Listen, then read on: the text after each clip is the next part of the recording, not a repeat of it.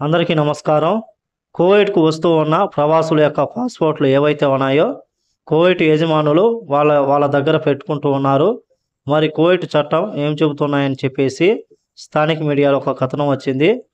వివరాల్లోకెళితే Kuwait కార్మిక చట్టం ప్రకారం స్పష్టమైన నిషేధాలు మరియు దౌత్యపరమైన కార్యకలాపాల నుంచి పదే పదే హెచ్చరికలు ఉన్నప్పటికీ కువైట్‌లోని కొంతమంది యజమానులు ప్రవాస కార్మికుల పాస్‌పోర్ట్‌లను చట్టవిరుద్ధంగా తమ వద్ద ఉంచుకుంటూ ఉన్నారని చెప్పేసి, ఇది ఇబ్బందికరమైన మరియు నిరంతరమైన పద్ధతి అని చెప్పేసి కువైట్‌లోని కొంతమంది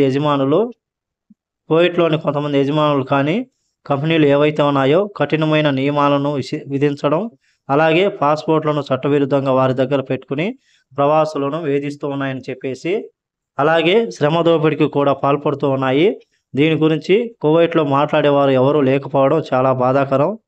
యజమానులు తమ వద్ద ప్రవాసుల యొక్క పాస్‌పోర్ట్‌లు మేము పెట్టుకోవడం లేదని చెప్పేసి, కేవలం ఇది ఒక పుకారని చెప్పేసి కొంతమంది అయితే తెలుపుతూ ఉన్నారు. కానీ ఇప్పటికీ ప్రవాస కార్మికుల పాస్‌పోర్ట్‌లను యజమానుల దగ్గర ఉంచుకోవడం వల్ల బానిసల్లాగా మారుతూ ఉన్నారని చెప్పేసి, ఈ సమస్య రోజు రోజుకు పెరిగిపోతుంది కానీ తగ్గడం లేదని చెప్పేసి, ఇది కార్మికులను అధికారిక గందరగోళంలో చిక్కుకునేలా చేస్తూ ఉంది. పాస్‌పోర్ట్‌లు కలిగి ఉండడం వ్యక్తిగత స్వేచ్ఛ మరియు అలాగే వాళ్ళ యొక్క ప్రాథమిక హక్కు కాబట్టి ఇటువంటి చర్యలు స్థానిక మరియు అంతర్జాతీయ చట్టాలను ఉల్లంఘించడమే కాకుండా తీవ్రమైన మానవ హక్కుల ఆందోళనలు కూడా లేవెత్తుతున్నాయని చెప్పేసి, అదృష్టవశాత్తు బాధిత కార్మికులు తమ యొక్క హక్కులను తిరిగి పొందేందుకు, కొత్త పత్రాలను పొందేందుకు, న్యాయం కోరేందుకు స్పష్టపరమైన చట్టపరమైన మార్గం ఉంది.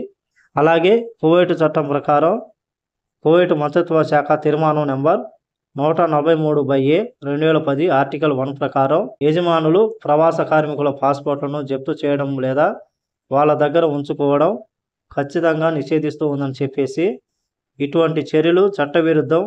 అలాగే పాస్‌పోర్ట్‌లు తమ వద్ద పెట్టుకున్న యజమాని పైన చట్టపరమైన జరిమానాలు లేదా క్రిమినల్ అభియోగాలు కూడా మోపవచ్చని చెప్పేసి, దీనికోసం పబ్లిక్ అథారిటీ ఫర్ మ్యాన్ పవర్‌ని అయితే కువైట్‌లోని ప్రవాస కార్మికులు సందర్శించి మా యొక్క పాస్‌పోర్ట్‌ను యజమాని ఇవ్వడం లేదని అక్కడ మీరు కంప్లైంట్ ఇస్తే కానీ ఆ తర్వాత పనంతా అధికారులు చూసుకుంటారని చెప్పేసి స్థానిక మీడియా తెలిపింది. కాబట్టి ఈ యొక్క విషయాన్ని అందరూ గమనించాలని కోరుకుంటూ, ఈ వీడియో నచ్చితే లైక్ చేయండి, షేర్ చేయండి, సబ్స్క్రైబ్ చేసుకోండి. నెక్స్ట్ వీడియోలో మళ్ళీ కలుద్దాం. జై హింద్.